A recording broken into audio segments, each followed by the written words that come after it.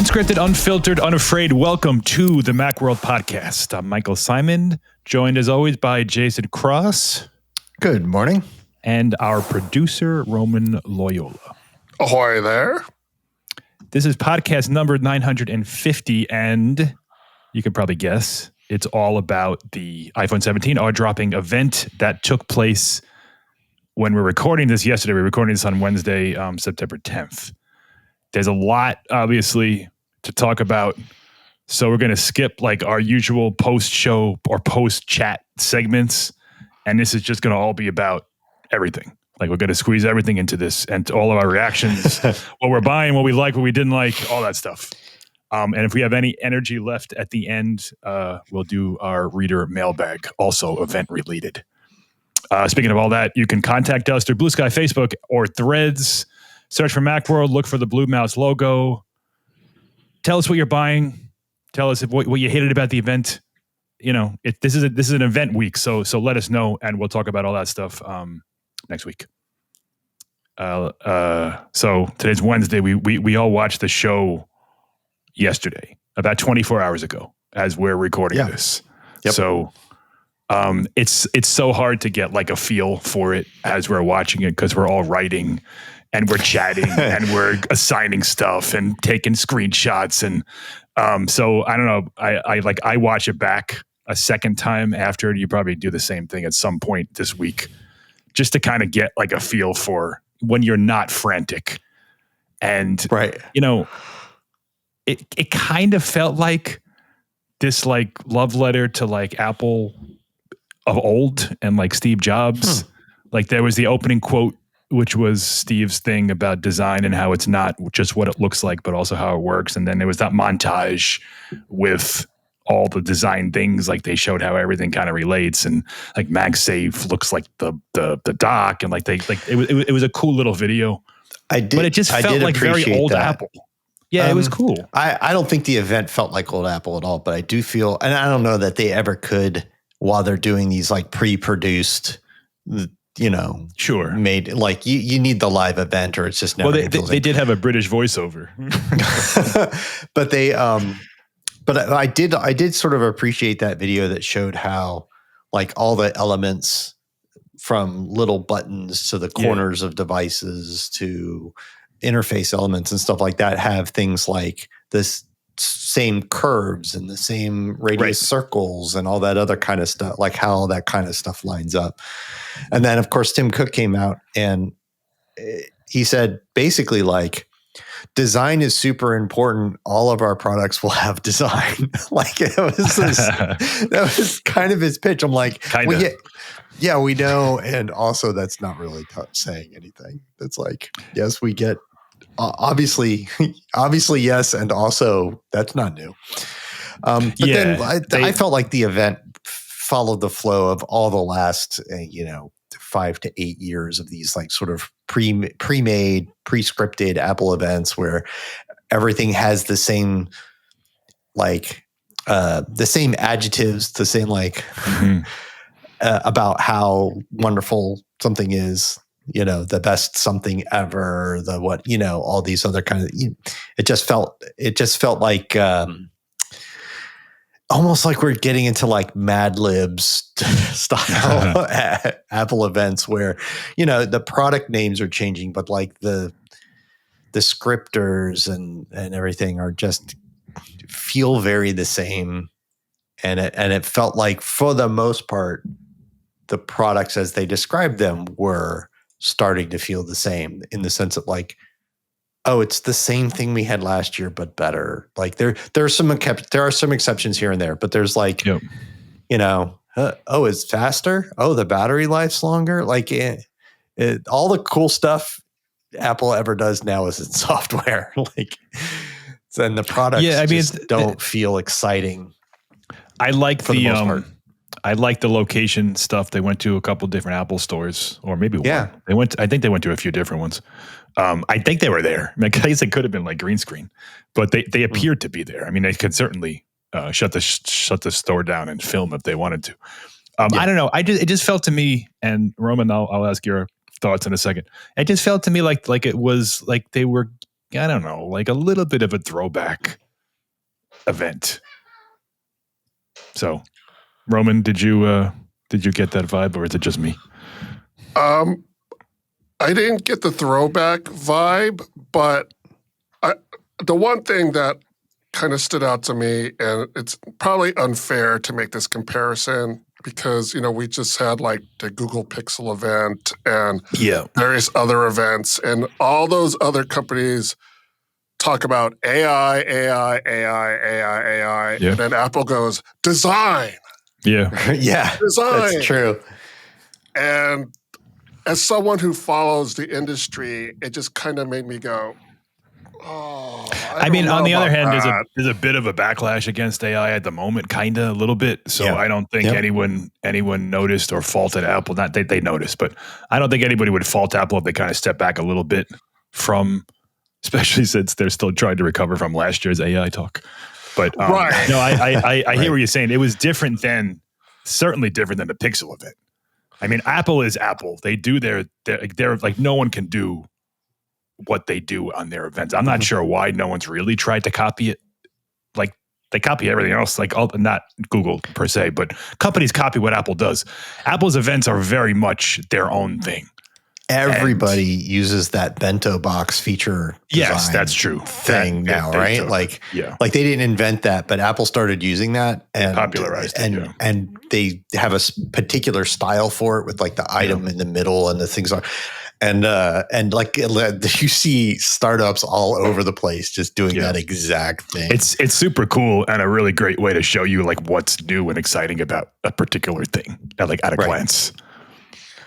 But it just goes to your point about how it's a little surprising that more companies just don't do their sort of product introduction. Just rip off the whole thing. Just rip off the whole thing. Yeah.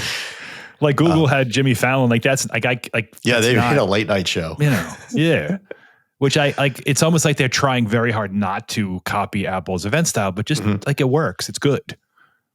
So anyway, let's get into like what actually happened.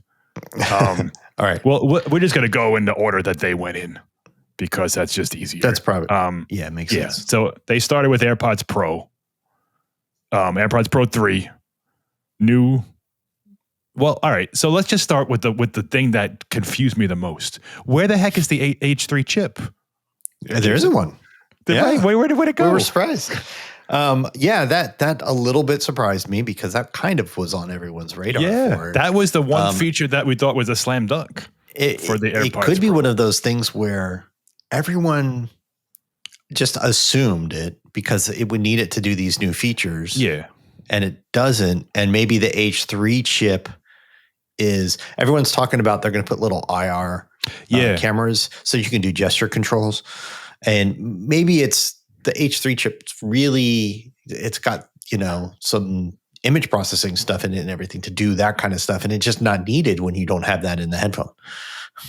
Yeah. So right before the event, there was a rumor, like literally like 2 days before that this model's coming out.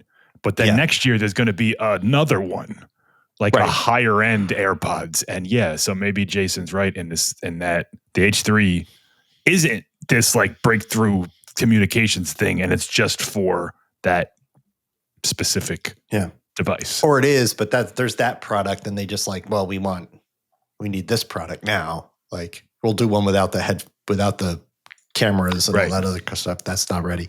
I don't know.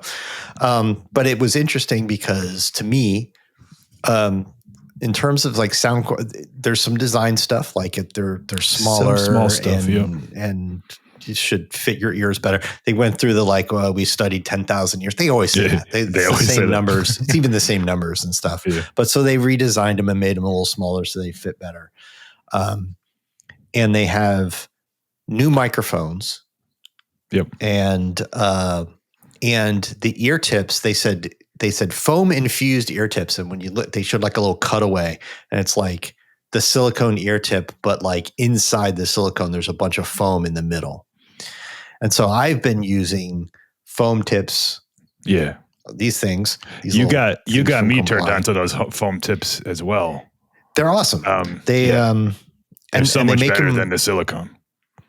So they make them fit your ears better. They're more comfortable, but they also block out a lot more of the outside sound. So the noise cancellation works better. Right. And so they said twice as good noise cancellation. Still got the H2 chip. So that's the microphone and this, they've got foam in them. And I've already got foam on mine and it makes the noise canceling work better. So like how much of that is foam tips made the noise canceling better? And how much of that is like real new hardware, like actual, like, can I just buy foam tips for my AirPods Pro 2 and get the same twice as good noise canceling as they're promising? I don't know.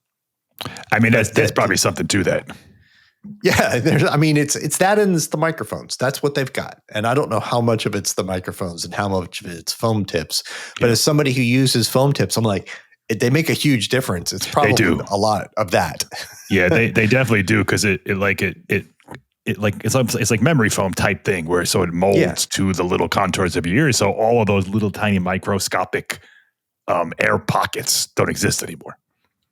Right. Yeah. And you don't have just a thin silicone membrane blocking sound. You have like a little block of foam. Right. So there's that. There's some new venting and stuff that they say like widens the sound stage. And, just like, man, audio reviews just, they use the weirdest adjectives that it's hard to, what does this mean? Like they talk about sound being warm and everything. Like, I don't know. Like you can't. Yeah. You got to listen to it. So I don't know how much better they sound. They didn't really talk about audio quality that much. They talked about ANC.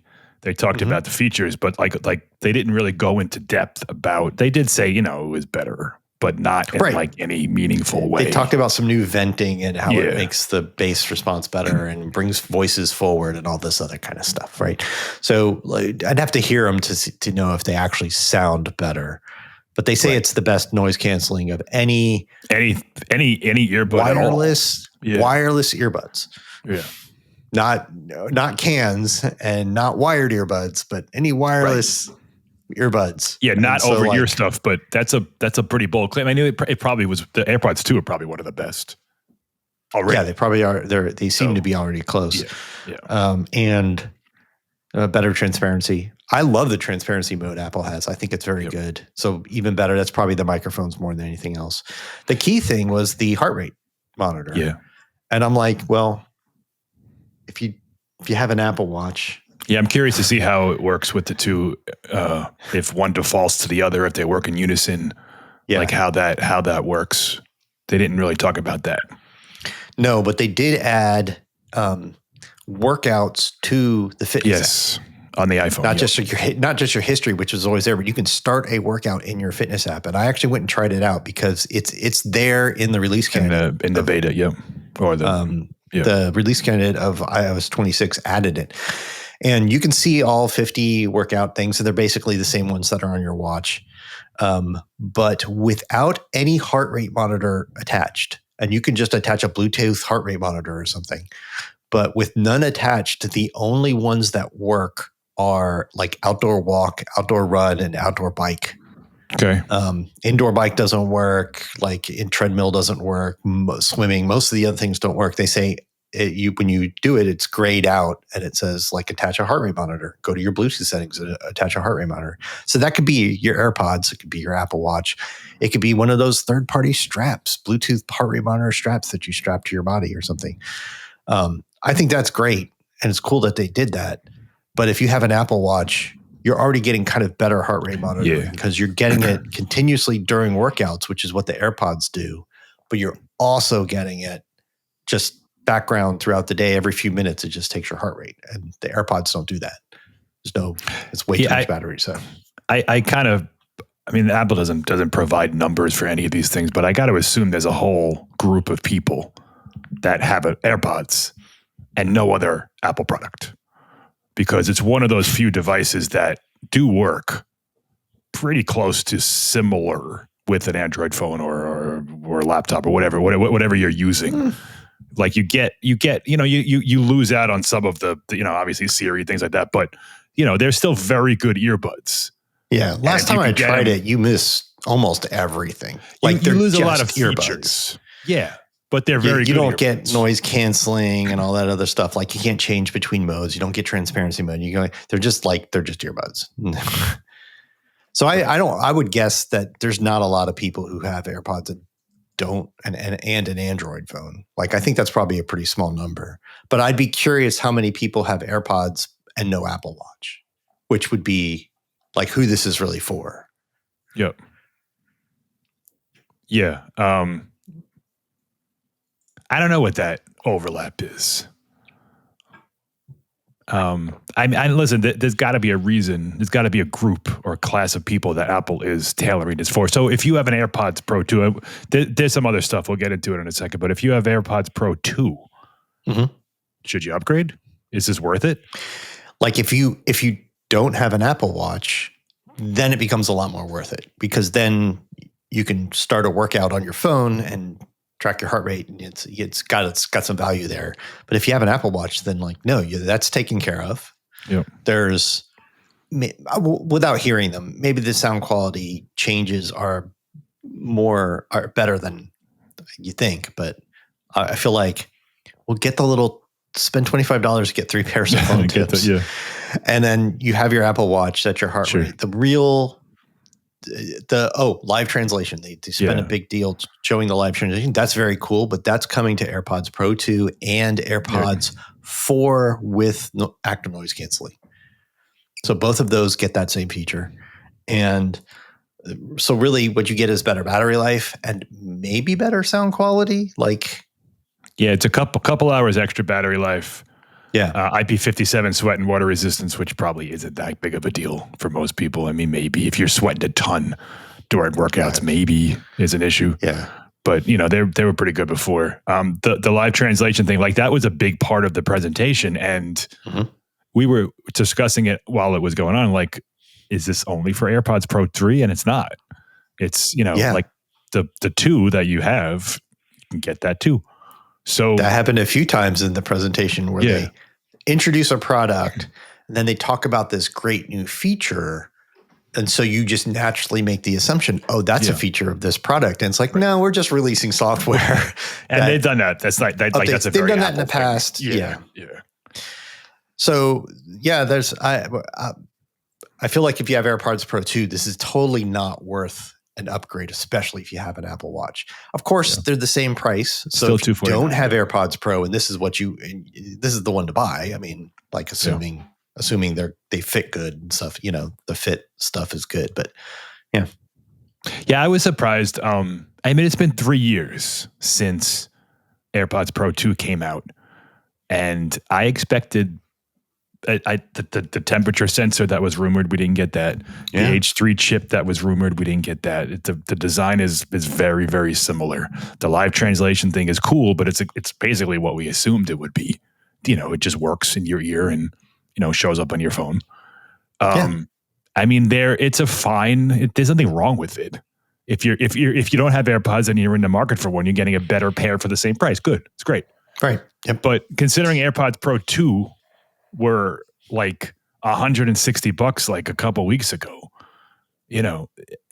there's not really a compelling reason to run out and spend $249 on these. AirPods Pro 2 save and some money. Tips.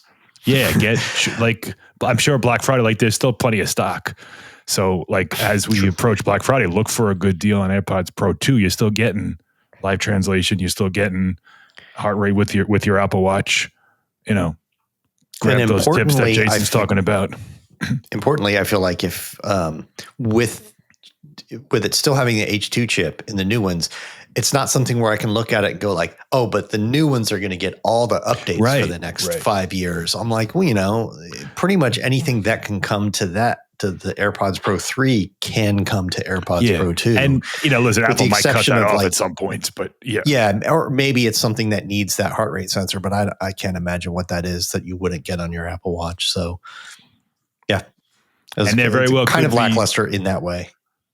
And there very well could be a even better model 12 months from now. That's, it might be more. People are saying that it's maybe an AirPods Pro 3 Ultra or something. So they might be $299, but it sounds like they're going to be all the features that we wanted with this, plus maybe a few others. So maybe don't rush out to buy AirPods Pro 3 if you have 2. If you have the first gen, look for a deal on the second gen. And, you'll be plenty happy with those. All right, so that's AirPods Pro. Then Apple, then they went into Apple Watch, and which I feel like a 20-minute video on how it saves people's lives. Oh, every time we commented in our Slack channel about how, I mean, it's pretty remarkable. That, but for 4 or 5 years stories. now, every time they show AirPods. Every time they intro Apple Watch, it starts with letters from people about how it saved their life. And I'm like, we get it. If you don't buy an Apple Watch, you're going to die. Like, that's the implication. And I'm all right, we get it. Can you do something else? I mean, again, it's impressive because, these are real people, presumably real testimonials of people who didn't know something was wrong with their bodies. Apple Watch notified them that, hey, something's wrong. And they found a blood clot, or they found they were having a stroke, or whatever it is. It's impressive. But it gets to a point where it's like, I stopped being pressed the third or fourth time in a row that they did it. This is what, year 11 now. But having said that, I think Apple Watch is very much in the same place as what we just said about AirPods Pro. Like, I feel like if you have like a really old one, or you're getting your first new one, you're getting a better one for the money.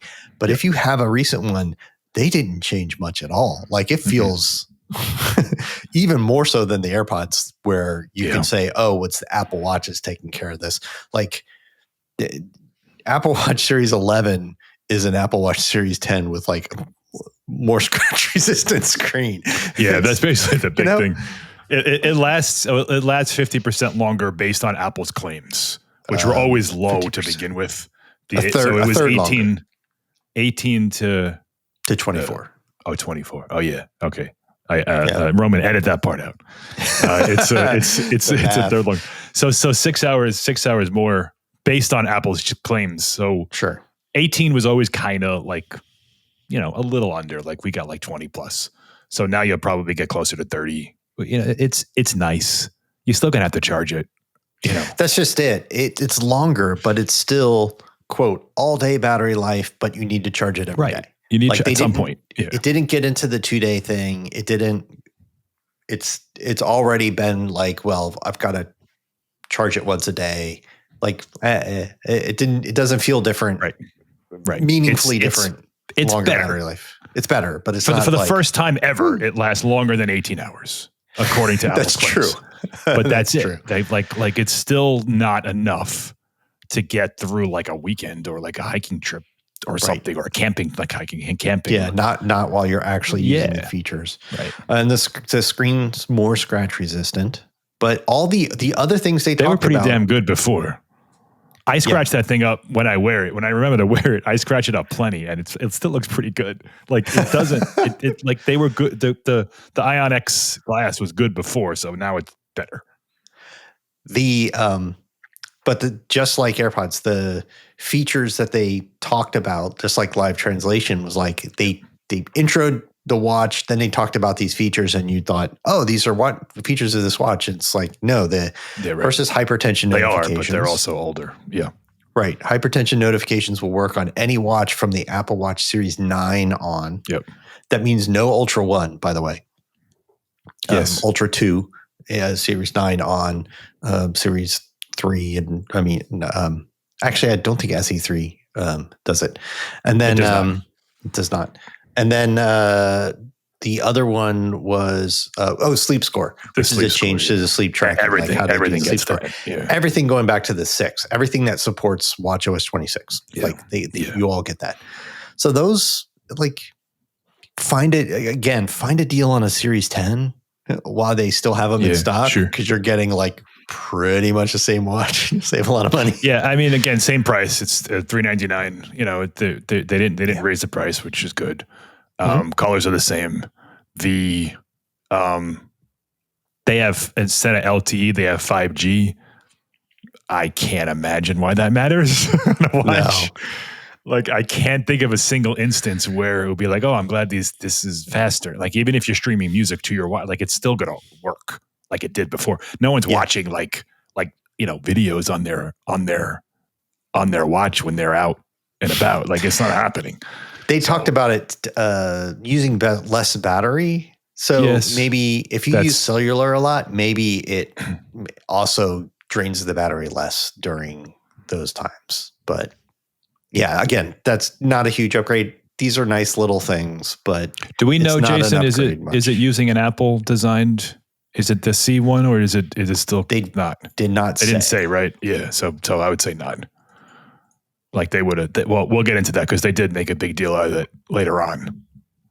So probably not. But listen, again, it's good. The Apple Watch Series 11 is good. We talked about this last week. Like the Apple Watch is so far ahead of the pack.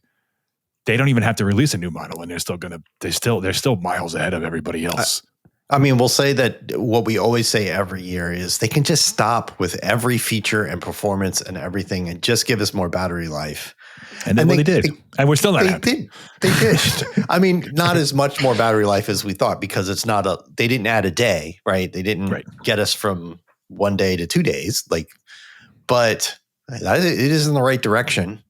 Yep. And it's interesting they did it without changing the chip. It still has an S10. Yeah. So they really all comes from they put a different battery in there, and maybe presumably it's a slightly. I guess it's a larger battery, right? More efficient, everything. That was kind of the theme throughout all these announcements was like efficiency amongst the various components working together, and it's more apparent when we talk about the iPhone. But listen, it's good. If you want one, get one. If you have a Series 10, do not. If you have a Series 9, do not. If you have a Series 8, honestly, you might not really need to either. So Ultra 3, what was? Well, so the SE3 came first. If we're going in order of announcement, okay. The Series 11 went right into the SE3, and so first, I just want to question why is it still an SE, and why does it have a number now? Like, I don't understand Apple's numbering sometimes. Like, so they changed to the iPhone 16e in earlier this year, and okay, that makes total sense. I get it. It's related to the iPhone 16. We give it a number. The E is fine. I assumed we would get the Apple Watch 11e, right?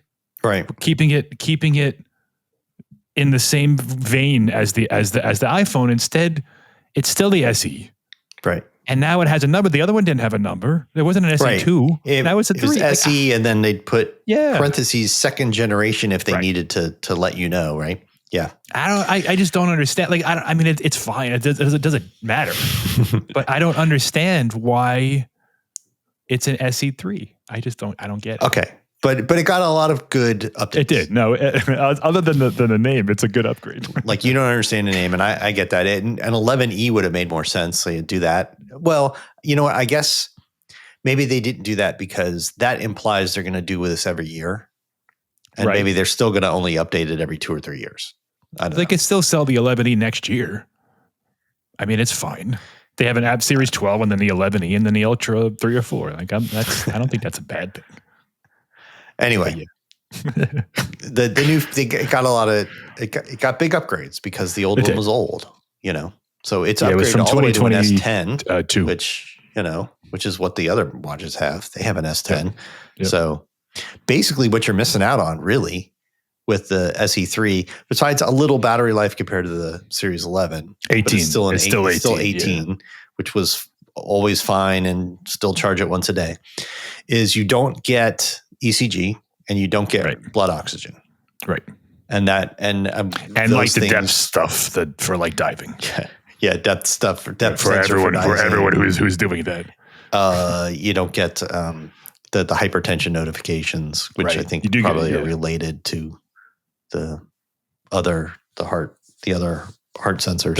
I assume they all all those work together, like the blood oxygen and everything works together to deliver those algorithms. But it does because it has the S10, it does have the sensors necessary for like the new wrist flick gesture. Yeah, that was a surprise. Other kind of stuff. Like it's a surprise the double tap thing and the flick thing. Yeah, so it uses the S10. It's great. Like if you don't need ECG and you don't need blood oxygen sensor, that SE is you're not missing out on anything. Really. And let's not forget the Apple Watch didn't have blood oxygen for like a year and a half. Right. Even the ones that had it, like the higher end ones. Yeah. The biggest thing that you do get now is the always on display, which was missing. That was like the biggest.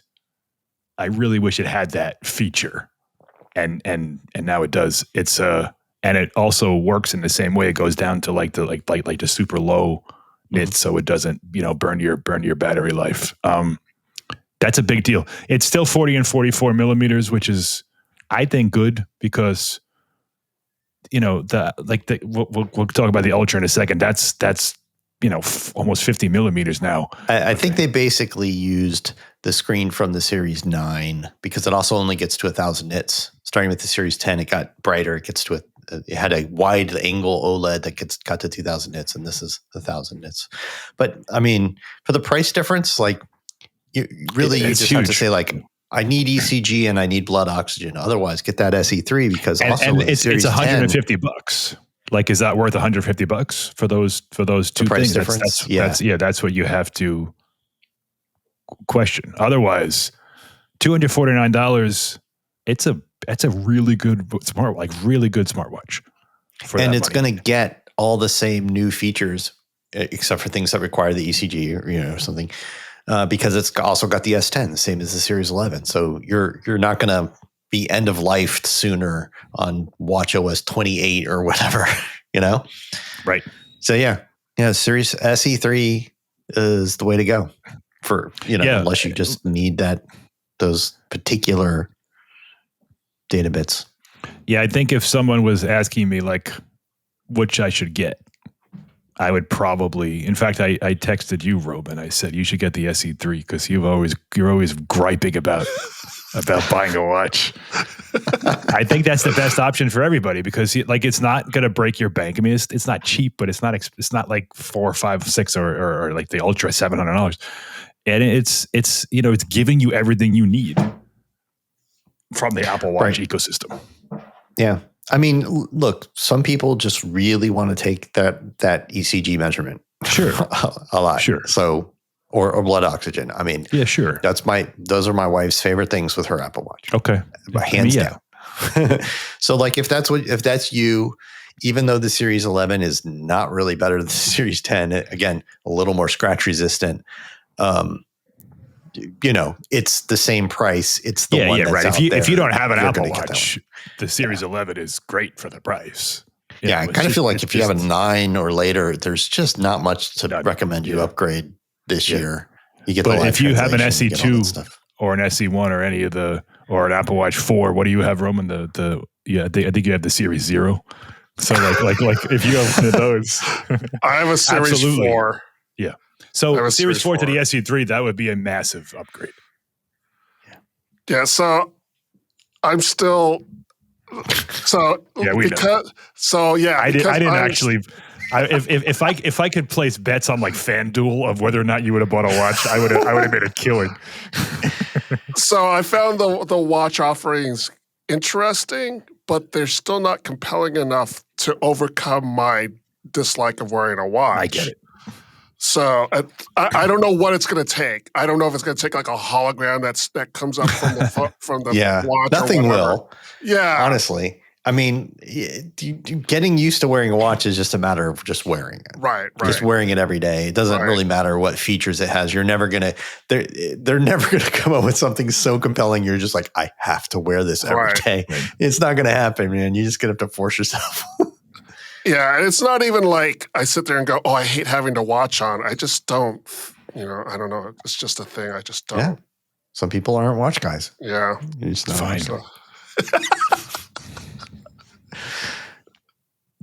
All right, to sort of wrap up the watch section, Ultra 3 came out, which is, I mean, if you are the kind of person who wants a giant watch and you're the kind of person who does, hiking and stuff and things outdoors and don't want to carry a phone, like it's almost like a little phone on your wrist at this point.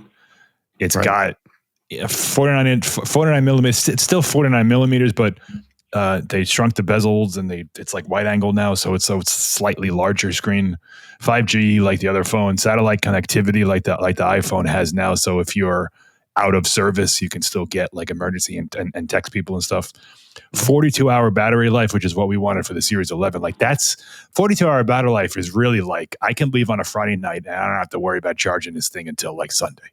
That's fantastic. 42 hours. It was 36. Like the Ultra 2 is 36. They went from 36 to 42. So, I mean, it always had sort of multi-day battery life, but now it's like you can really use it all weekend, like, and leave your charger at home and not worry about it. So, yeah, it's a big difference. Yeah. You can leave everything at home. Yeah. Yeah. 42 is like that's like really close to like, we don't have to like really think about charging it. Excellent. It's that's the. I mean, it's basically the same, but those from a couple of improvements. We went from an S9 to an S10, which means that they can do the new watchOS stuff, the wrist flick and stuff. You don't get that on the S9, but most of the other stuff it's the same stuff the Ultra has had. It's got that same durability, the depth stuff, and all the other. All the hiking stuff, everything like you want for an outdoorsy watch situation. And it's still the same $799 with 5G if you pay for it, and the satellite stuff. All that's kind of baked in. So and it's titanium. Yeah, and it's still titanium. Yeah, dark or natural, or black or natural. So that was a good. It was kind of like a quick little upgrade. But it's if you're an Ultra guy, I'm not. But if you are, it's a really good update.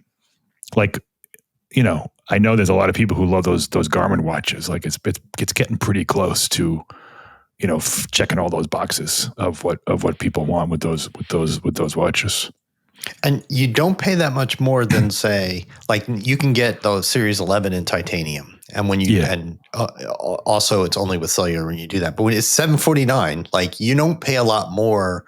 Right. If you have a big wrist and you're like, I want the big watch with the big battery and the super bright screen that is super durable, you pay like $50 more than the titanium version of the regular Apple Watch. So, and the Series 11 doesn't have the satellite stuff, even any of the models. So, correct. Jason's right. It's $749 for the 46 millimeter titanium app Series 11, and you're getting way, way, way, way more with the Ultra. If you don't, it's bigger. So you gotta handle that on your wrist, but way more features on the Ultra and better battery life, like 20 hours more battery life. So I wish I was a big watch guy because I would like one. Like I'd like to wear an Ultra. Like I think the look is cool. I like the titanium. I like the little shelf thing for the digital crown. I like the action button. Like I like the look of it. It's going to look ridiculous on my wrist. So me too. I can't pull it off. Nope. Also, Roman, you're going to have to get one and report back. Also, it took some time, but I trained myself to sleep with my Apple Watch on and be fine with it. And a big watch like that, sleeping with it on, oh God, no. For sure. Yeah, it's just too clunky. That sleep score stuff. Yeah. Fitbit has had that long time ago. Lots of guys have.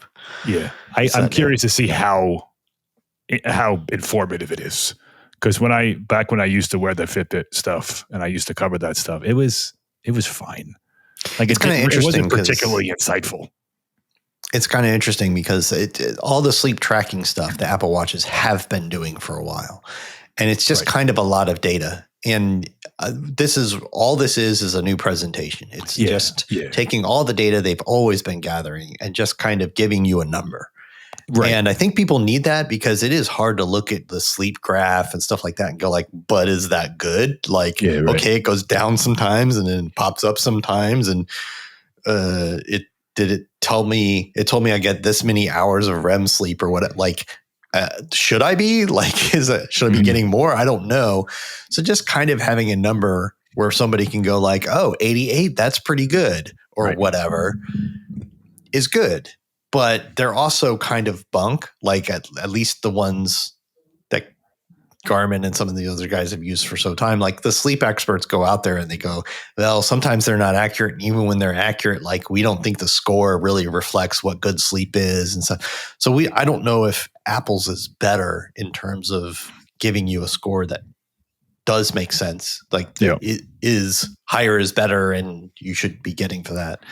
But I do think people need something really simple that just lets them know, like, yeah, you got good sleep according to your watch. when they announced all these health features, the sleep score, the hypertension alerts, they talked about these giant studies that they did, and like we've seen those over the course of the last few years. Like they'll be like a heart study, like participate in this. So like they gathered data from hundreds of thousands of watches and people, and we'll see. I mean, I wouldn't use it as like the gospel of your sleep habits, but as Jason said, like a number's nice to see. Yeah. Like we'll see. And you can always still drill down into the data, right? The funky graph that they've had before, it's all there.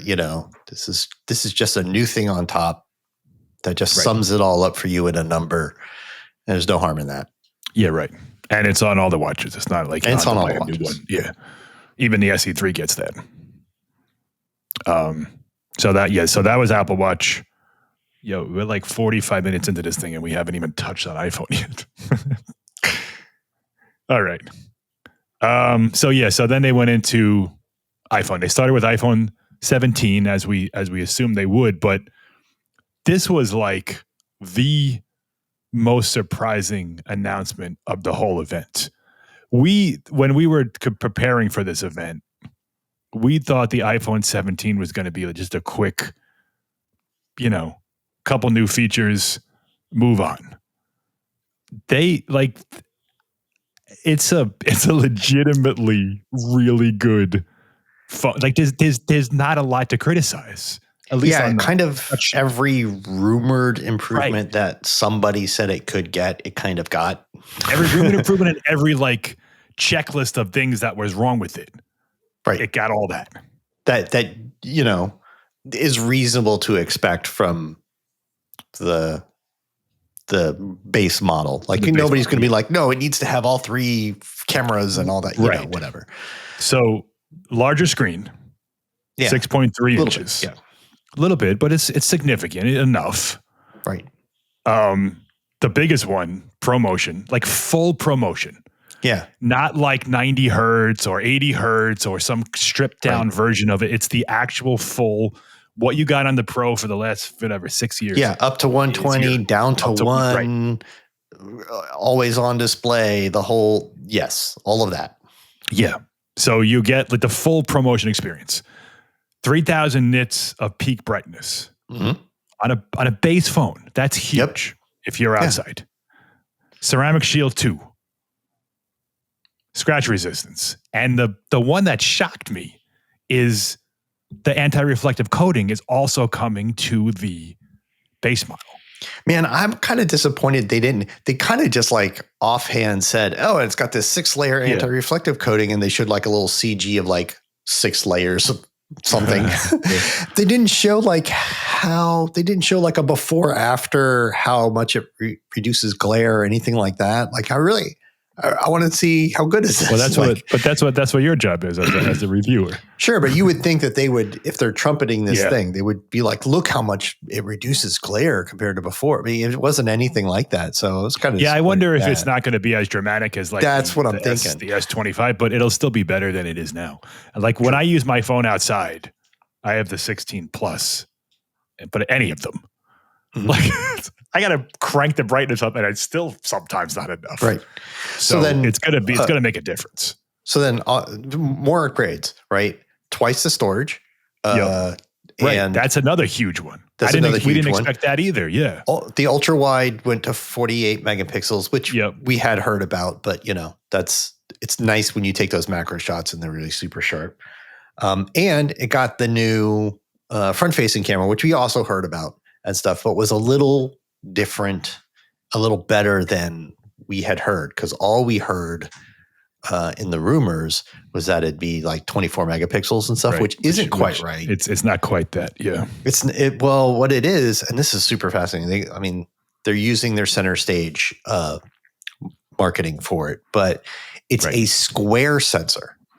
It's not 3x2 or 4x3. It's like a square sensor, and it's 18 megapixels. And then they just use the portion of the sensor that corresponds to the aspect ratio you're taking, which means that you can take, when you're holding your phone upright, which is normal, you can take a horizontal that's the coolest image thing. at full resolution. Yeah. I love that. If you try and hold your arm out like you're taking a selfie and then turn your phone sideways and try and hit the shutter, like it's the worst thing. So they did that. They did some center stage stuff, like during calls, of course, it follows you and it's wider, but also it'll be cropped in around your face if you're doing a selfie. But if somebody else comes in, it'll widen it. It has a really wide field of view lens, so it widens the shot. If more people get in, you can turn that off. But like that's just another thing where like, hey, if you're holding your arm out there, fiddling with the interface is really tough. It's really nice to have those that's things. like the main thing that people use the iPhone for. Like I know the cameras are important, but the selfie camera is what people, I think they said something like there was like, I don't know, 800 billion selfies taken last year. 500 billion. Yeah. In the last year. Right. That's nuts. Right. So, so all these features are amazing. I didn't expect it to come. Like if I would have read a spec sheet of all these features, I just assumed they're pro features. But to put all this in their entry level phone. So we heard the selfie cam thing was coming to all the models, but we just thought it was a res bump from 12 to 24. Sensor. Yeah. Right. Yeah. And the promo, the center stage camera also does, because it's got the square sensor, it has a lot of room to really do image stabilization, to really sort of digitally move what it's focusing on. Right. Which when you're using that selfie cam to like walk around and take videos, it's really hard to keep it steady. For sure. So that's like that's a big people deal. using those sticks and stuff, like that's a pain. Oh, yeah. It's wobbly AF like when you do that. So it's a big deal. It's coming to all the phones, but it's like coming to the base model. That's better than expected. Yes. 256 was better than expected. 48 and the megapixel, price is still $799, which is better than expected. Well, we thought it was $799, but as I was listening to this, so they saved the price to the very, very end. Right. And as we were listening to all the things the iPhone 17 was getting, I'm like, this is definitely going to go to $899, or at the very least $849, because again, the screen alone is a massive upgrade, and then you got the A19 chip and the better camera and the better selfie cam, but no, it's still $799, which again, at $799 is not cheap. But if you compare that to any $799 phone, or even like $599 phone, there's no comparison. Well, it's caught up in a lot of ways. Like that screen, you get that on $800 phones, and it's great that they did that finally. Yes. But yeah, the second they said 256 is the starting thing, I was like, oh, they raised the price. Yeah. It's $899 for sure. Absolutely, yeah. And so yeah, it's the absolute star of the show is the regular base model iPhone. I mean, to the point where it makes the iPhone 16e, which is still available for $599. Like, can I just scrape together another $200? Well, they made a lot of room. So much better. They made a lot of room for a 17e now, because it just won't have the good screen, and it'll have 128, and it'll have, you can check off all the boxes of dynamic island and A18 Pro or whatever. Yeah. So that was killer. You're a chip guy. Anything about the A19 before we get into the A19 Pro? Anything about that chip that's interesting, or is it? Yeah, there's an A19 and an A19 Pro. It's unclear exactly what the differences are between them. Like there's some minor things, but basically this is the stuff they do every year. It's the cores are a little bit faster. They show a benchmark graph about how much faster it is than a phone from 4 years ago. Like it's, expect 10 to 20% performance improvement. And they put cores to help with some AI stuff within, not cores. Yeah, within the GPU cores, there's some like better AI acceleration. That's going to help with some things that's really under the hood type stuff that you might see show up when they start doing cool new Apple Intelligence things. Yeah. Like you're going to see things that require the A19 maybe. The neural engine is significantly better. Yeah. Based on what they talked about, 16 cores. But yeah, this is all kind of still setting the stage for the parts of Apple Intelligence that we haven't even gotten yet. Right. We're so far beyond this right now. I mean, nobody's running their iPhone 16e or anything like that and going like, my neural engine's just not fast enough. I'm so tired of waiting for it to do this. Like, you're waiting on the network all the time. That's everything else is just so far beyond being fast enough.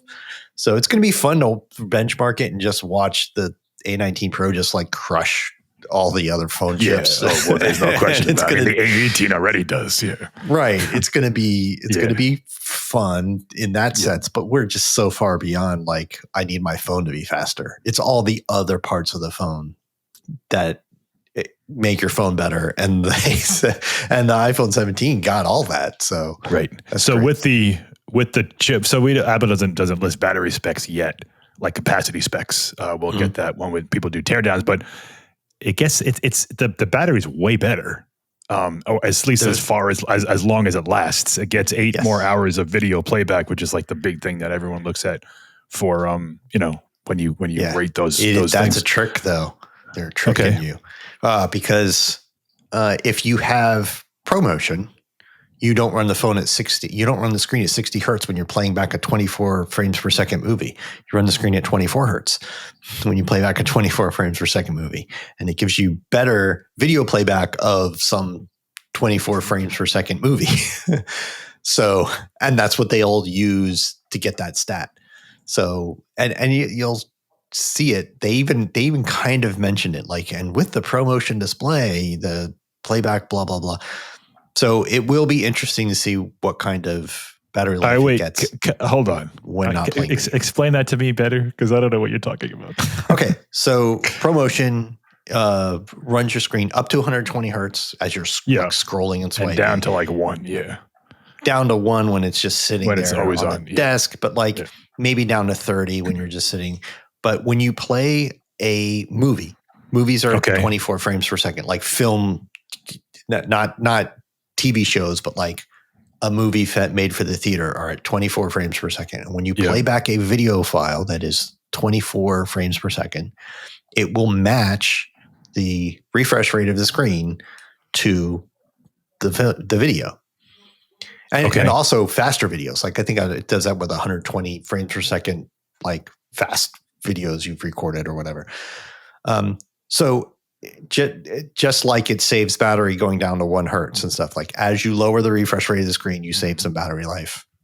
Lowering the refresh rate of the screen from 60 all the way down to 24. So you're saying on the iPhone 16, refresh it at 60 hertz. Yeah, all the time. Even when okay. So when you're playing a 24 frames per second movie full screen on your iPhone 16e, it's showing 1 frame of the video for 2 refreshes, and then another frame for 3, and then 2, and then 3, and then 2, and then 3. It's called like 3-2 pull down stuff. And with ProMotion and other, variable refresh rate technologies, it just sets the screen refresh to 24 hertz. Every new frame of video is 1 screen refresh. Could that account for 8 hours of different? Maybe not 8 hours 8, of but it does make a difference. It's like there's a significant difference in lowering. We got to start a new podcast that dives into this stuff, or just write a story. That was interesting because I didn't know any of that. I think now I do think that battery life's going to be longer, but I think it's exaggerated when they look at video battery life compared to the non-ProMotion screens from before. So that's interesting. Well, all right. So in addition to that. Technical stuff. There's also a new N1 chip that's more power efficient that does Wi-Fi and Wi-Fi and Bluetooth. That's Apple made. It's the first one, N1. That's what it's one. That's allegedly, they talked about how it was more efficient. Like they kept saying that every time they introduced a new bit, a new component, they would talk about how efficient it was. The display, Right. the modem with the iPhone 17 Air. We'll get to that in a second. Do you buy that? That the Wi-Fi Bluetooth chip could be responsible for a fairly significant increase in battery? Boy, it's really hard to tell how much because you don't know exactly how they're testing the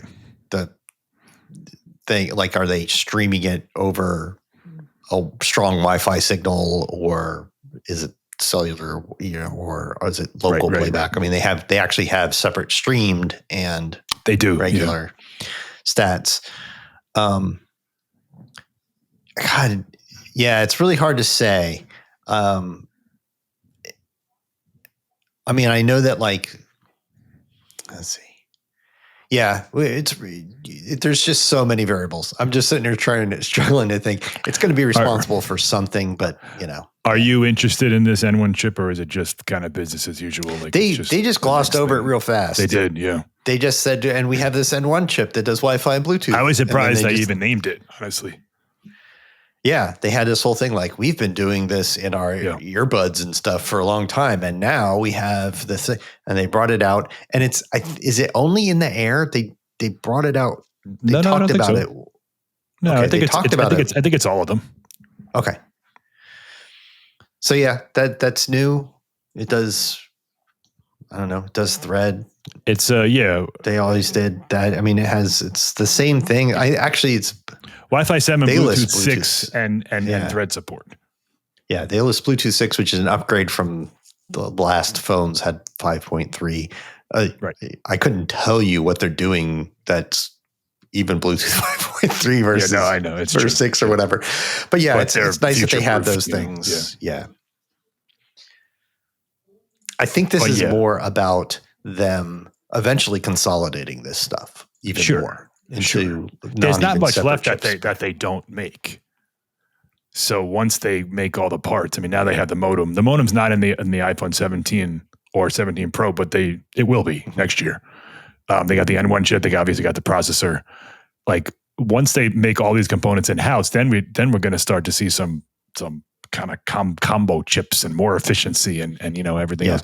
And Roman, this is for another day, but I was thinking about that rumor of that A18, which is probably an A19, the MacBook, like all these little chips and all like the design stuff. We'll talk about the Air. The Air is just incredible with how it's designed, but like, as they eke a little bit more efficiency out of these things, like we could, that rumored MacBook with 5G and an iPhone processor and a 15-inch screen, whatever it is that we've been hearing about, like that could really be like a reality in a few months now. Yeah, those chips are going to make it into that MacBook. Whatever it is. Yeah, I'd like it. Just makes sense. That's what I kept thinking about as they were talking about this. But anyway, back to the iPhone 17. Just a tremendous upgrade. Like, do you guys remember the old, way back in like iPhone 5 time? They had M series chips, different chips. They were motion coprocessors. Yeah. So there's an M7 and then there was an M8. Like, by the time they got to the accelerometer stuff. Yeah. Yeah. By the time they got to the M9, they were embedded within the CPUs. Right. There was M9 was built into the A9. That's exactly the trajectory they're going to go with these N things, and maybe the C modems as well, which Qualcomm does with their Snapdragon modems. They have them built into Snapdragon chips, and they have them separately. Right. So that's look for that, and look for it to follow the same sort of cadence. Like, they're going to be separate chips for a year or two and getting better, and then they're going to find their way into at least the A series processors, and then maybe even the M series processor. Yeah, I think for sure.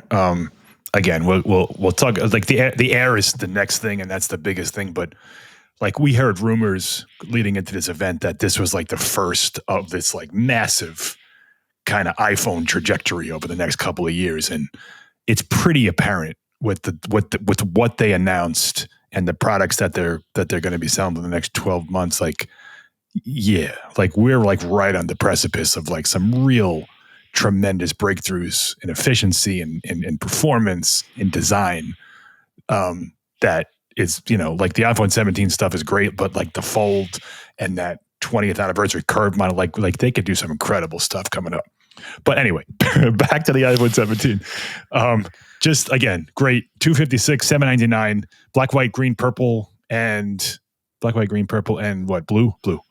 So don't hesitate. Like if you want a new phone, usually there's a thought between like the Pro and if you have a thought, get this one because it's save a couple $100 and you're getting just a fantastic phone. And there's really not much that you're gonna want. At least a couple $100, right? Yeah. And there's not much that you're going to want other than maybe like that 8X telephoto lens on the Pro. And if you want that, then just get the Pro. But if you're questioning any of it, this is just a fantastic upgrade and very impressive that Apple delivered all this in the same price. And I'll tell you what, it's kind of better than the Air, which is $200 more. Yeah. All right. So that's good. Thanks for that. That's the next I was trying to figure out how to move things along. Yeah, let's go. We're an hour in and we still have like 3 more phones. So the iPhone 17 Air was next, but it's not the iPhone 17 Air. It's just the iPhone Air. Just the iPhone Air. Yeah. We were actually discussing that in the Slack too, where they didn't do the number, makes us think. I mean, first of all, they just introduced like the iPad as iPad Air and stuff, but they've never numbered those things. Right. So there's some thought that there won't be an iPhone 18 Air, right? Like that the idea kind of bouncing around in our Slack is, well, they're still going to do the Pro and the cheap model, but it's really all about the Fold after this. Like, so this is like a 1 year glimpse at the future, I think they called it. Yeah. But this is that they're not numbering them because the Air isn't going to stick around on its own. Yeah, I mean, I think there's some sense to that. It could be. Yeah. It also gives Apple some flexibility where if they don't update it every year, it doesn't feel like it's an old phone because it's the first of its kind. It's just the iPhone Air. I don't know we talk about this. We just talked about it a couple of minutes ago about the SE. Like, I don't understand sometimes where Apple gets its naming structure from. But for all intents and purposes, it's an iPhone 17 with the parts that are in it is iPhone 17 components from, mostly, it's from the Pro and from the thing.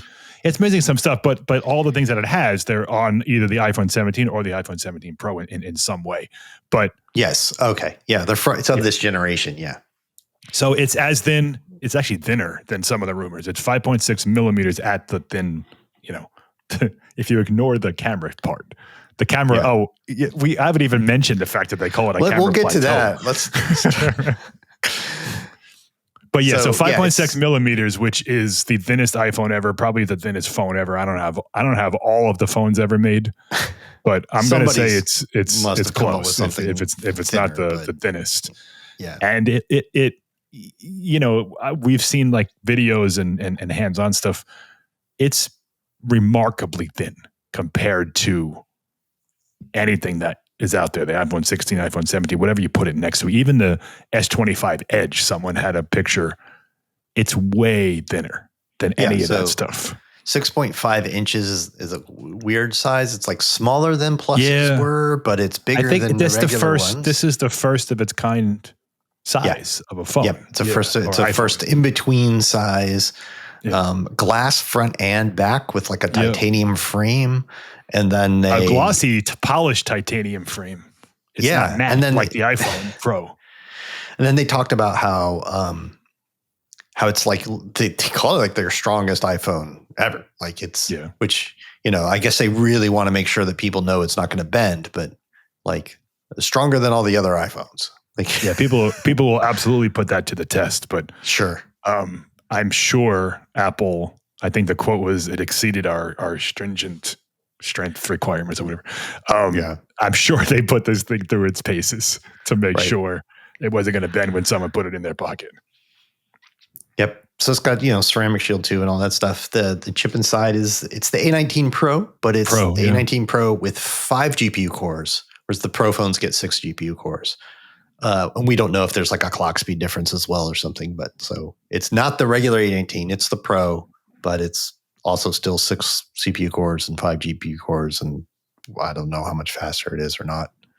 Yeah. So again, I defer to you. Why would they put the A19 Pro in this and not the standard A19? Yeah, I don't know. It's unclear what it does that the others don't do, unless they did mention when they were talking about the Pro iPhones that it has not just more memory bandwidth, but more memory.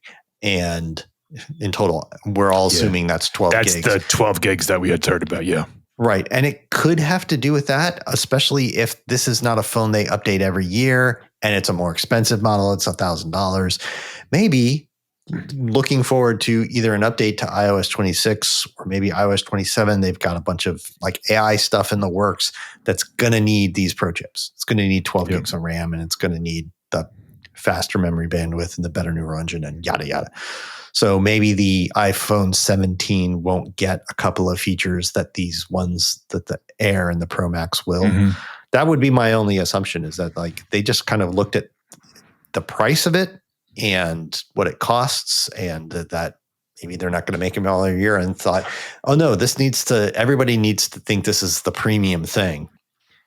And we can do this. We can put a Pro in there. We'll just, disable GPU core and put a Pro in there. I don't think anyone maybe clock it down, and it's, I think, anyone who would buy this phone, and I consider myself among those people, I don't think they're going to care if it's an A19 or an A19 Pro, but it was, it's obviously a reason, as you just outlined many possible reasons. I don't know if we'll ever know. Maybe we will, or maybe it's heat, maybe it's less. I don't know. But I was surprised that it was an A19 Pro. We had heard rumors that it was an A19 for a while. A bunch of the rumors were wrong about that stuff, like small stuff. So A19 Pro N1 wireless chip, the modem, C1X. So there's an update to the C1. Yeah, that was out of left field. People said it was going to have a C1. Millimeter wave. Yeah, people expected C1. Still doesn't do millimeter wave, but Apple says it's twice as fast as the C1 and way more power efficient than like previous phones, which is why we assumed they were using the C1 to begin with. But the C1X is that was a surprise. I assume their field test of the C1 with the 16E went well, and so now this will be this time next year, all the iPhones are going to have with C2 or whatever it is. Yeah, I read a rumor that said, Apple's going to skip C2 and they're going to have C3, but not until like next fall or whatever. And then that they did this upgraded C1X makes me feel like, oh, you know what? This is going to be in the iPhone 17e next year. Sure. And this might even be what's in phones next fall. If the performance is that much better and the battery life is that much better, I can see them dumping millimeter wave, or at least in the iPhone 18, the base model iPhone 18 or something, and having this kind of thing. I don't know what a C1X is. I'm curious about it. They didn't call it the C2, which is interesting, but it's better. Maybe it's just the same design, and the old one was a 5 nanometer chip, and now it's a 3 nanometer chip, and that lowers battery life and lets them run it faster. So I don't know. Like I'm very mystified by this whole C1X thing, but I think it's kind of cool. I'm very curious to see some tests come out there across various different networks and stuff, and just see, how it compares to the C1, for example, and how it compares to the Qualcomm chips in the regular iPhone 17s. Back in the day with iPad, Apple used to come out with like X and Z variant chips, but it was always pretty clear, like it would have an extra GPU core or something. Like we knew why. This is like, why not just use a C1? So it's an interesting thing. I assume, again, it has to do with power efficiency, because that was a thread that went through this entire presentation, was that, and we'll talk about the Pro because they have all new thermals and stuff, like efficiency, battery life, longevity, sustained performance was a thing that they just kept talking about with all of these components. Interestingly enough, the iPhone 17 and the iPhone 17 Pro don't have an Apple C C1 or C1X modem. It's Right. just the Air. Yeah. Which weird, interesting. Maybe it has to do at the Pro. I could say, okay, well, they want millimeter wave on the Pros, Yeah, just to check that box.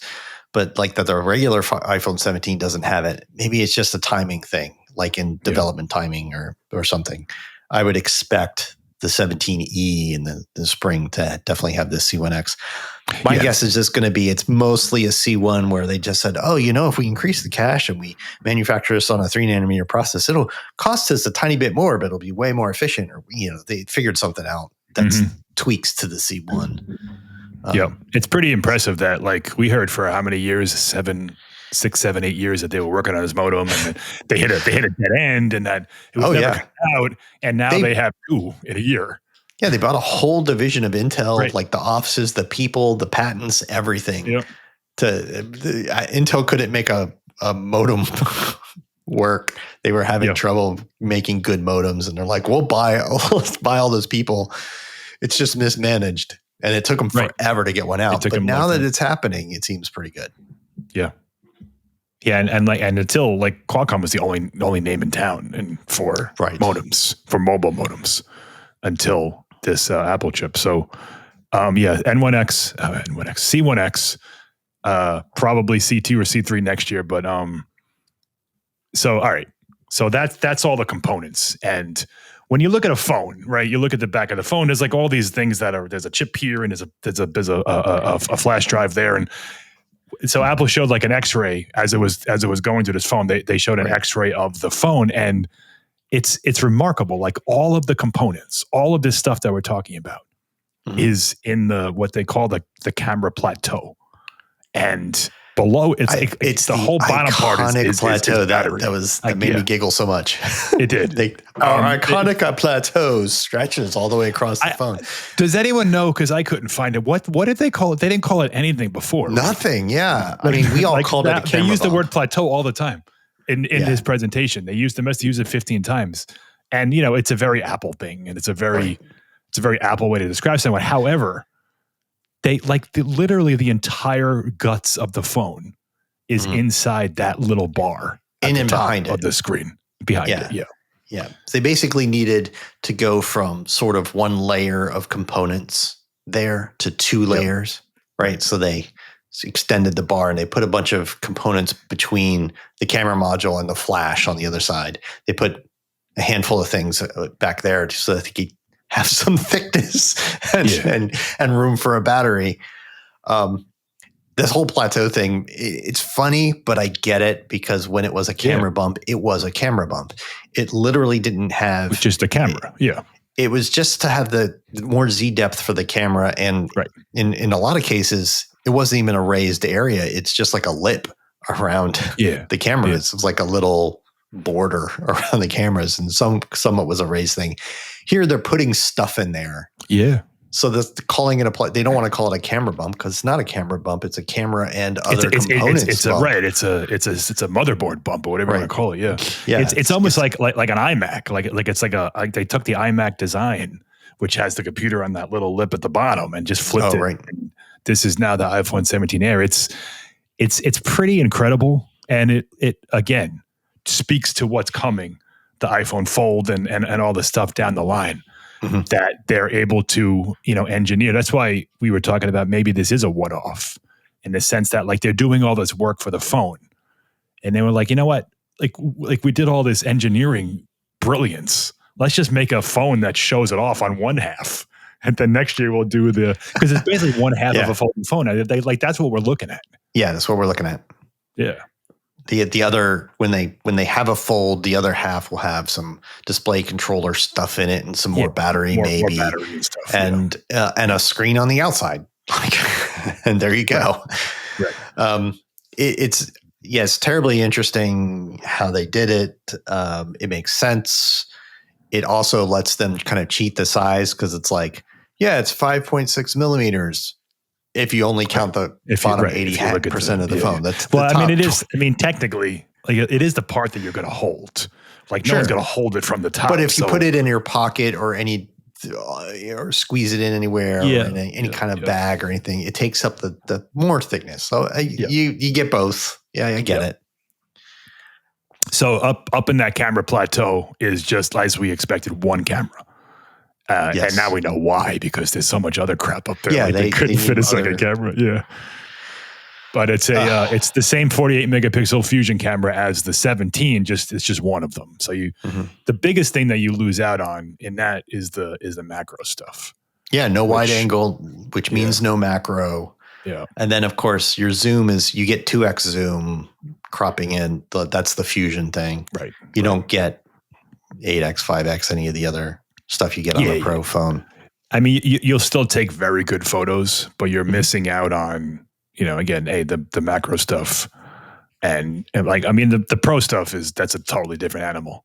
But that's one thing. I'm gonna miss it with the Air. Like, the macro stuff is cool.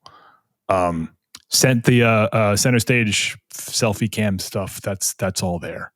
So it's just that one extra camera on the back that you're missing. And the other thing that it doesn't have is a second speaker on the bottom, which I didn't realize was a thing people cared about, but they do. Yeah, apparently, at least on social media. Who's running around listening to their phone? First of all, without headphones. Second of all, for that long. Unfortunately, a lot of people run around listening to their phone without headphones. But I guess so. That second speaker on the bottom is making the difference for you. I don't. Right? Is it right? Is it really going to matter? It's not really stereo. It's already just when you turn your phone sideways to watch a video, it does stereo with the earpiece speaker. Yeah, and the bottom one, right? So I don't think I don't care about that. I'm much more concerned about the battery. Yeah, so that's the next thing. So the whole bottom is battery. It looks like it's over 3,000 milliamp hours, which is better than we expected. But Apple was a little coy with all of it. Oh yeah, they said all day battery life. They released an accessory that's just for the Air. So it's a MagSafe battery, like a thin little MagSafe battery pack that snaps on the back of the phone. And if you look at the numbers on the tech specs, which we wrote about this morning, they look like they're pretty good. But if that's the case, why was Apple so coy in the presentation, and why did they feel the need to release this battery pack just for this phone? Again, it's only for the Air. And they're talking video playback, and that you get, like I said, you get some more time with ProMotion on video playback. So we'll see, but it's shorter battery life than the regular iPhone 17, and this is a $200 more expensive phone, and just the one camera. And so, from a phone perspective, it's worse in every way other than being skinny. And it's $200 more. So they really had to kind of but soften the blow with things. Yeah, it looks damn cool. You're going to pay $200 more because it looks so cool. I don't need macro photography, man. Right. That's kind of where it's at. It's actually, I mean, looking at the weight, it's light, but so is the regular iPhone 17. Yeah, sure. They're both. It's 165 grams. Yeah, but the regular iPhone 17 is 177. That's a light phone. They're both very light phones. Wait, hold on. The 16, I got it here. The 16 was 170 grams. The iPhone, right? It's actually more. It's a few grams. 177. It is bigger. We're talking 6.5 versus 6.3. So it gets bigger because of that, titanium and so on. But yeah, the MagSafe thing is interesting. Somebody figured out why it only works with the iPhone Air because of all the various bumps, right? Because it doesn't fit under on an older phone. The camera bump is in the way. Yeah. On the 17, it's vertically going down too far in that last corner. Right. It's only because the bar is relatively narrow and up top. What if you do it like landscape? Can you flip it that way on me? I wonder. MagSafe don't work like that. MagSafe has a little orientation. We could flip it notch, but no, it's a circle, but it has a little orientation notch, and so. Oh wait, so the little puck doesn't work if you do it sideways? Is that true? I mean, they could make it do that, but it's not going to sync. It's not going to go like, oh, this is connected now. Like, and we're going to make the battery show the total battery life of both things together. It's got to be aligned. So it's got to, that's why it's a circle with a little line. Yeah. The little thing at the bottom. Little alignment thing. So yeah, it's an alignment thing. And you can plug the USB-C of the battery pack into a phone, and that would work fine. Like it would charge a phone. You could do a wired thing. So it's just the MagSafe bit, and it's because the cameras get in the way on the other phones. Right. Makes me wonder if this will work on the folding phone. The battery pack? Yeah. Yeah. I mean, did they call it? They just call it a MagSafe battery pack. They don't call it like an iPhone Air battery pack, right? I think they do. iPhone Air MagSafe battery. I think that's what they call it. Hold on. Actually, Roman, can you look that up? Because I can't. Roman, my is not working. But yeah, it's like it's a lot of what we thought it was, but yes, also a little bit better than what we thought it was. And as we knew, like Apple has such a knack for presenting things in a light that makes you want them. Like I don't think it's better than we thought it was. I think to me, it's exactly what we thought it was. Only it's more a little expensive. Bitter. It's a little bit. I thought it would be maybe $900, maybe $949 for $1,000. The fact that it's a little thin, that it's like 5.6 instead of 6 millimeters is not like. Wow. When you're talking about something that skinny like that, like those that like a half a millimeter does. That doesn't improve its value in my estimation. Like the things that improve its value would be better battery life or anything. It does have, according to their stats on video playback, not as bad a battery life as I feared. Right. But for $1,000, you're still giving up your camera. You're still giving. But the iPhone 16 Plus for $256 was also $1,000. Like it's essentially the same. Right. That's how they're pulling this thing. They're making the minimum. The wool is over my eyes, Jason. Stop removing. I know.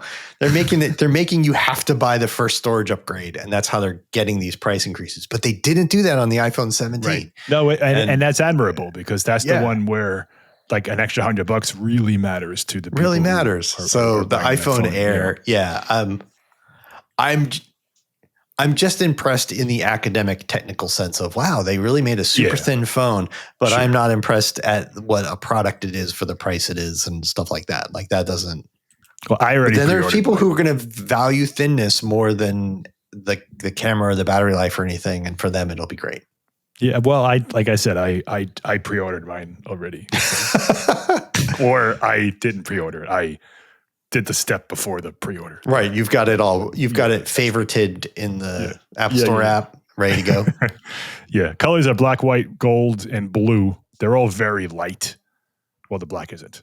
But the other three are like they're meant to what they say. Wait, like what was the names of them? Evoke. They had very airy names. They had sky blue, like mist or something. Light gold, cloud white, there you go. Sky blue, and then space black. Sky blue. There's 10 phrases of space, 10 shades of space black. The sky blue, I think, is the same color as the MacBook Air. Is that right, Roman? Is that correct? They call it sky blue, right? Oh. On the Air. They do call it sky blue, but I don't know if it's the same shade. This is way lighter than the.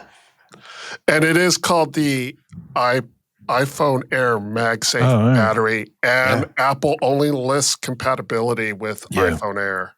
Right. Yeah. So next year it'll be the iPhone Fold MagSafe battery pack. It'll be like twice as much. Yep. Anyway, I bought, despite Jason's griping, I bought one, and I think it's going to sell really well. I think it's going to sell a lot better than the Pluses ever did, Plus, which is the thing they want to do. Yeah. And then of course, as you said, as we said, like they're all light colors except for black. And then iPhone Pro didn't get black. Yeah. There's no black. All right, so Mike, so let's what am I going to do? Let's jump to the Pro. So the Pro felt like a completely different product from the iPhone 17 Air from the iPhone Air when they got everything about it is differently. The design is different. The the font is different, the colors are different, and as Jason said, there's no black, which is kind of bizarre. That it comes in really kind of garish orange, a very dark blue, and like a silver white. They call that cosmic orange, but that's safety orange. That's the same orange as the button. Apple Watch button, yeah. The Apple Watch Ultra button, it's that safety orange. They called it safety orange on the Apple Watch, which, makes sense there. Yeah. It's that deep blue is dark and it's deep blue, but it's not black. It's midnight. It's like midnight-ish. It's a little more bluer blue than it is on the MacBook. But yeah. Yeah, that whole presentation felt very different. It was given by Jaws, who is not one of the product leads. He's the marketing VP. And I don't know what they like. All right, so vapor chamber cooling, 40% more peak performance than the previous chip. But some of that's just the chip's faster, and some of that's the cooling. Big fat battery. That's good. Yeah. We like big fat battery. But all right, so A19 Pro with all the things we've heard about. The telephoto is now a 48 megapixel Fusion. Yeah, all three cameras now. There were two before. Which is also what was rumored before. But that means instead of having a 5x optical, what it is it's a 4x optical. Yeah. But because it's the 48 megapixel, you can they can use the center 12 to double that and get 8x. Yeah. So it's that optical 8x is like the same Fusion trick that they do. So just before we leave this section, the optical camera itself, the camera hardware is worse than the iPhone 17 Pro. Is that correct? 16 Pro. It's the lens is less zoomy. Okay. If you looked at just the lens and forgot the sensor behind it, it's less magnification. It's 4x instead of 5x, But otherwise, it's better as far as the quality. But otherwise, it's 48 megapixels. It's larger. And they can do the quote Fusion thing where they crop zoom the middle 12 megapixels to double. That's how they get a 2x optical out of all those 48 megapixel wide angle lenses. It's the same thing. They're just doing it on the telephoto. That's nice, but they didn't really. People thought, maybe they'll do their equivalent of a super zoom thing, or it'll go to 50x, and they'll do all this cool machine learning stuff that everybody else does. And they sure didn't talk about anything like that. That's maybe not there. It's got the new front camera that they all have, right? But they showed all this thing where it's don't you really want to shoot a movie with your iPhone? Like that, they're really pushing that, and it's big time. Yeah.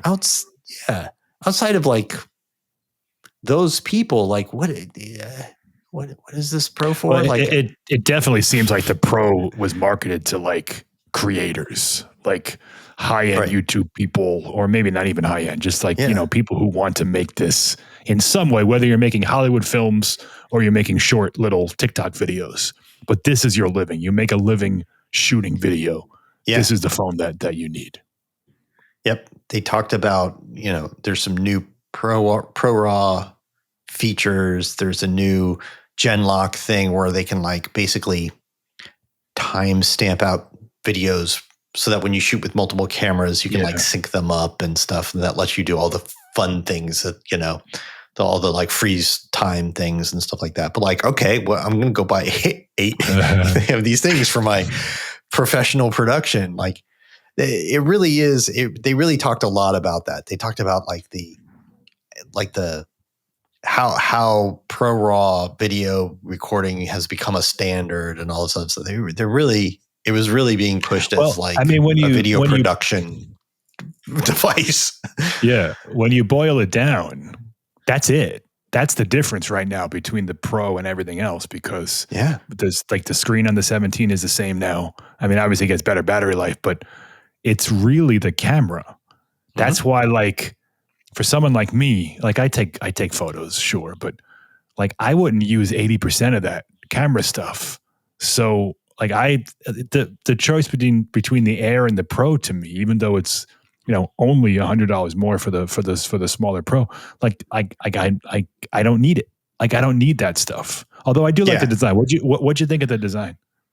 The new this stuff. It's very different, but I like it. I don't like the orange, but that's okay. You Okay. can have a color I don't like. Sure. I don't care. And I wish there was black, but that blue's fine. I'm fine with them extending the camera bar / iconic plateau. Over the whole thing. Yeah. The little, I'm with you. I don't need all this pro video stuff. The little MagSafe cutout stuff at the bottom. You're okay with that? It looks fine. Yeah. No, Okay, I'm glad they just made it a little thicker and put more battery in there. Like, I like battery. I want to take really, really good photos because I take a lot of photos and I'm never going to be able to retake them. Like that's what they are. Mm-hmm. So I like that, but they really focused in on like pro video features. Yeah. Like higher end than the average amateur photographer. Yeah. And not even something that I would use necessarily. Right. Like here's what I would use. This is a thing Apple could do with all their phones. They could make it so that I could plug a USB-C into my Mac and have a wired webcam connection. Like they have the wireless one now. Mm-hmm. The what do they call it? What do they call it again? Continuity camera. Continuity camera. Yeah, so they have the continuity camera thing now, and it's cool, but it's wireless. So there's some latency there. There's some compression. The camera's doing all the compression work, so I don't have any controls on my Mac to like control white balance and exposure and all the other stuff. They could build those things into Mac OS and let me plug in a cable and pop down a little menu where I can control white balance and exposure and frame rate and resolution and record up to 4K and do all that stuff as a wired camera for my Mac. Right. And that would help like a million YouTubers, and I could put it behind my teleprompter or any of that kind of stuff. Like that's the kind of feature that would make a huge difference to me, not like the special Pro Raw encoding recording stuff, you know? So I feel like it's a very particular subset of professional video people who this is for. I was surprised while listening to this. It was a lengthy bit on the camera stuff. I thought for sure they were going to introduce that pro camera that we had heard rumored, but that doesn't appear to be part of this. It's just the same camera, but just a whole bunch of stuff that it can do. There's obviously probably more checkboxes and toggles and settings, but the camera is essentially the same. Yeah, I really kind of wonder if maybe that's stuff coming in a future software update. Sure. Because they're getting to be really gun shy about talking about things that aren't releasing yet. Yeah. Like every new software thing in this whole presentation is out in the release candidate. Like they did not announce anything coming later this year or anything, right? The live translation is in beta, but it is available. Sure, it's there. Yeah. Yeah. Sorry, is that it? Are we done? My God, it was supposed to be like an hour and a half. The price, the iPhone. Yep. The iPhone 18 Pro. Jeez, the iPhone 17 Pro, the smaller one, starts at $1099 now. That's $100 more. Yep. Than last year. You get 256 gigabytes of storage. You didn't get that last year, so essentially the same price, but they took away the lower option. Pro Max still costs $11.99, so they're back to being $100 within each other. Right, but they did that by raising the cheaper one. Yeah, so you got the iPhone 16e is $599. iPhone 16 is $699. iPhone 17 is $799. iPhone Air is $999. iPhone 17 Pro is $1099, and iPhone 17 Pro Max is $1199. Right. So, and the Pro Max alone now will have a 2 terabyte option if you really want a 2 terabyte phone. I guess if you're going to film a whole bunch of ProRes RAW on your phone, I guess, yeah. So that's your lineup. We said before, the 17 stars show they didn't raise the price and they threw in all these features, all the features we ever wanted, all the features that for so long we said, man, for an $800 phone, it sure is missing a lot. Like that all the other $800 phones of the world have. It's true. And now it's like, no, we're doing it all. And, Android people love to point out that it still was a 60 hertz display. And like a lot of that stuff, a lot of those criticisms are gone now. Like it's just a legit, like it's better than the Pixel 10. It's legitimately really, really good. Are you buying one, Jason? I don't know. Okay. I am looking at my 16 Pro and going like, well, I'm not sure what any of these do that I don't have now, other than a 48 megapixel telephoto. Like I don't know what's better about it. So I'm not going to rush out to pre-order one. I'm going to wait to see how some of these reviews go and what it seems like. And, something like the Air, I'd have to hold one in my hand to say like, God, do I love its thinness so much? I do.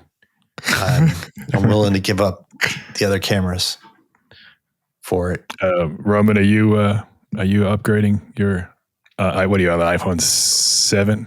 I'm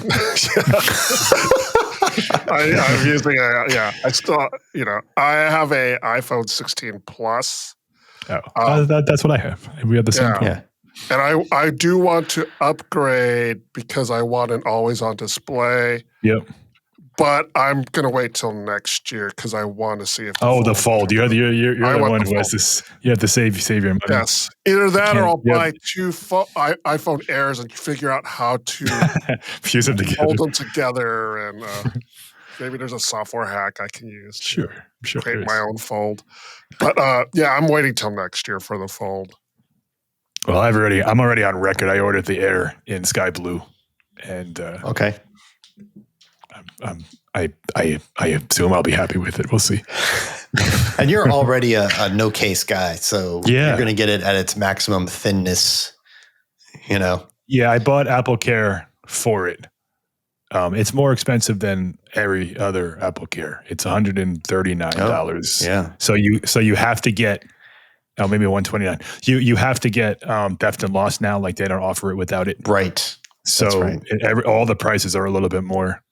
It's $139 a year. Did you get the crossbody strap? I did not. We're all making fun of that, but I was talking about how I've been reading on social media and stuff about how there's some people who, in certain age and cultural demographics, the phone on a strap across your body thing is super hot right now, and Apple is keying into like the next trend. So that's not for me, but that's listen, Apple's not going to release something without knowing at least their market research. Like, and maybe it's not a hit, but they put a ton of thought into those little accessories. It's going to be it's going to be a bigger hit than you think. Probably. I think it's like $60 or something. It's not cheap. No, but there'll be a million knockoffs that are, some of them even better than Apple's, that are, just like cases, the Apple, you pay for the Apple name on them. Yeah. Oh, speaking of cases, let's just, before we wrap this monster podcast up, the iPhone Pro MagSafe case is insanely ugly. I don't understand why. I don't get it. Like why? Like, just don't release it. Who the heck is going to buy that thing?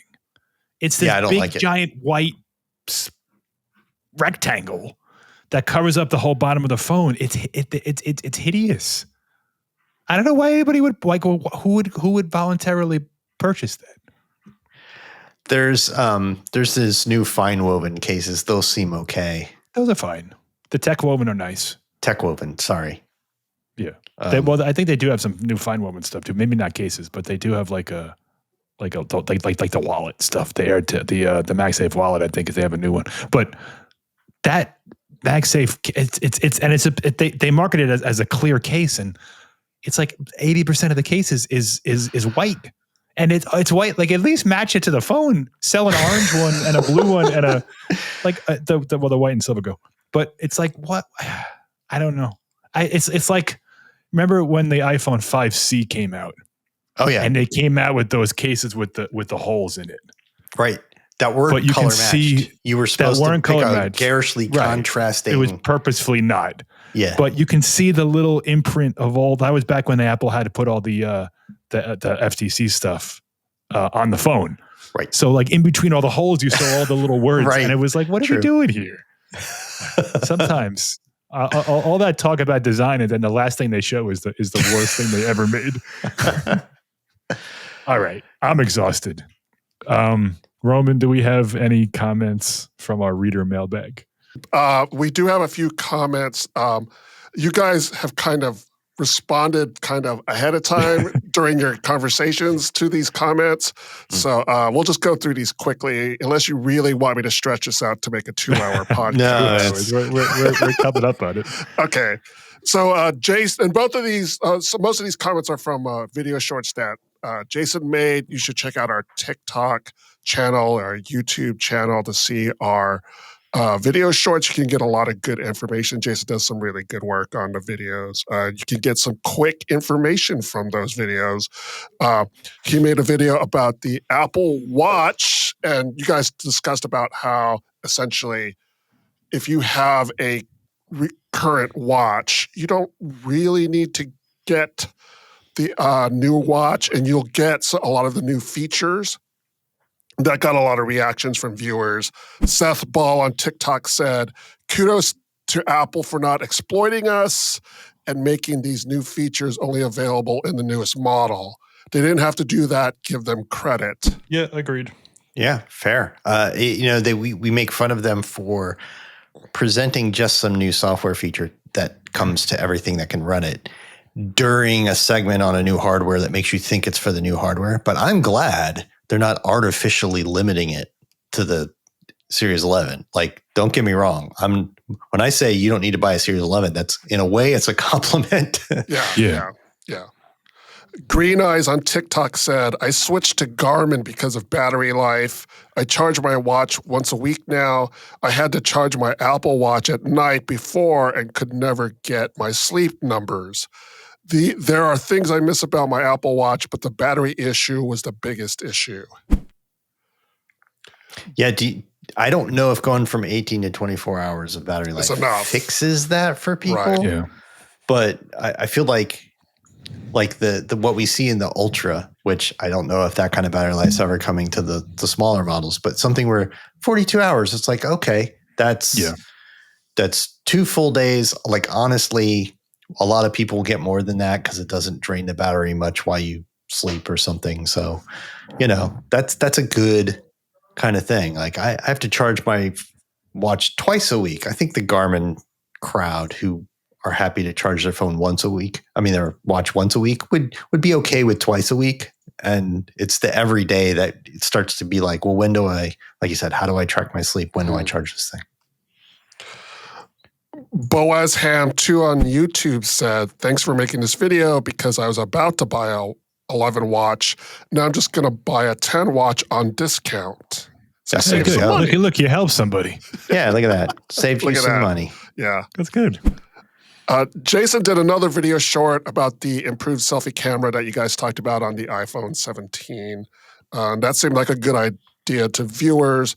Andrea on TikTok said, I have a 15 Pro, but I'm considering upgrading to the 17 Pro for the selfie camera and the cooling feature since my iPhone gets hot. Also, extra battery is always nice. Isol on TikTok said, I think this is going to be big for content creators and vloggers. Yeah, I agree with him 100%. Yeah. Like short of like Apple saying, hey YouTubers, this is for you. Like, it was definitely geared toward that crowd. The best new I feature. think they filmed the event phones. on the show. Or they filmed the show on the event. What am I saying? They filmed the event on the phone. They did, but they use the Pro Max as the Pros good cameras on the back. But the center stage camera, of all the features for all the phones, that's the standout feature. That's the feature that's going to help most people the most. Yeah. More than a little more speed or 48 megapixel telephoto or whatever.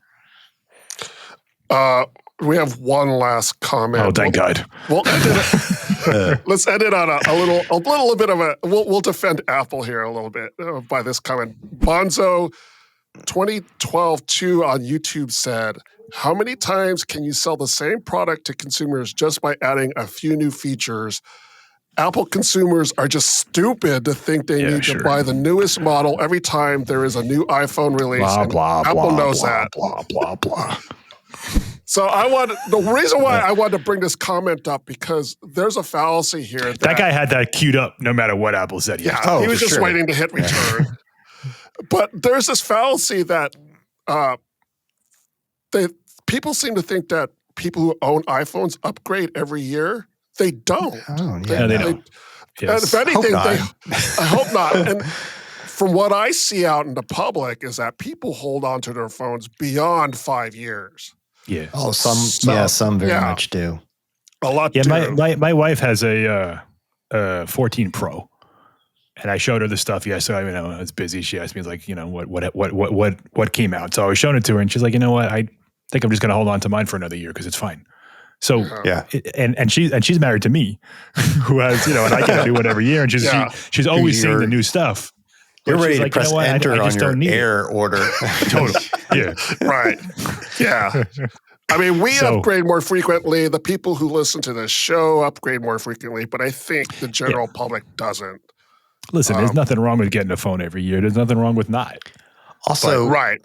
I just don't understand the comment about like, how can they sell the phone with the same phone with a few new features? Yeah, and I'm like, one, it's not the same phone. Two, is Samsung and everybody not selling the same phone with a few new features? Of course they are. Like you also like you just described capitalism.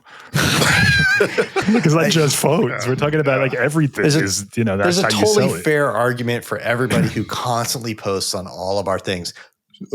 Android had this 5 years ago. Yeah. Right. Okay. Does that mean Apple should never do it, or is it good that they did it? Like, right.